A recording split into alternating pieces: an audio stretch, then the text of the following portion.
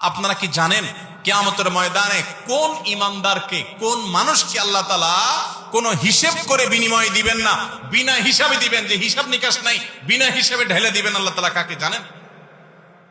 একমাত্র ব্যক্তি সবরকারী। কোন ব্যক্তি?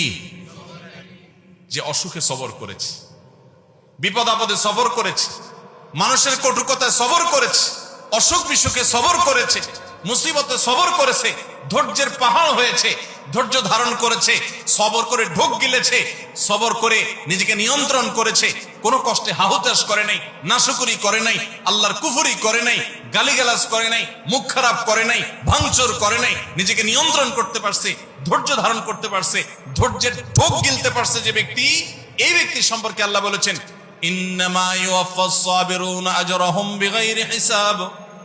সবরকারীদের বিনিময় আল্লাহ রাব্বুল আলামিন কিয়ামতের ময়দানে কোনো হিসাব নিকেশ করা ছাড়া, তুমি নামাজ কয় ওয়াক্ত পড়ছো, রোজার কতগুলোর সওয়াব পাবা, সুবহানাল্লাহ কতবার পড়ছো, আলহামদুলিল্লাহ কতবার পড়ছো, কয়বার কোরআন খতম দিছো, কয়বার কি ভালো কাজ করছো, এই সমস্ত হিসাব নিকেশ নাই বান্দা। তুমি সারা জীবন সবর করেছো, সব ক্ষেত্রে সবর করেছো, আজকে তোমার দেওয়ার ক্ষেত্রে কোনো হিসাব নিকেশ নাই, বিনা হিসাবে আল্লাহ তাআলা ঢাইলা দিবেন।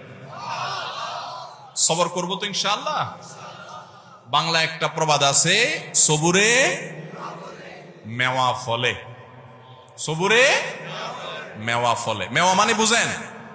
মেওয়া মানে ফল। সবর যখন মানুষ করে একটা সময় আল্লাহ তাআলা ফল দেন। ভাইরা আমার, পৃথিবীতে একটি মানুষ, ভালো করে শুনে রাখেন, পৃথিবীতে একটি মানুষ দেখাতে পারবেন না যে সবর করে সে ক্ষতিগ্রস্ত হয়েছে। আপনি বলবেন দুনিয়াতে সে বহুত সবর করছে, যতই সবর করছে মানুষ তার উপর আরো চাপায়া পড়ছে। আমি বলবো যদি সে আল্লাহর জন্য সবর করে থাকে তো হাতির মতো মরলেও লাগ, বাঁচলেও লাগ, তার এই সবরের বিনিময়ে আল্লাহ তাআলা দিবেন না দিবেন না? দিবেন। আর বেশিরভাগ ব্যক্তি সবরের ফলাফল দুনিয়াতেই দেখে যায় ভাইরা আমার।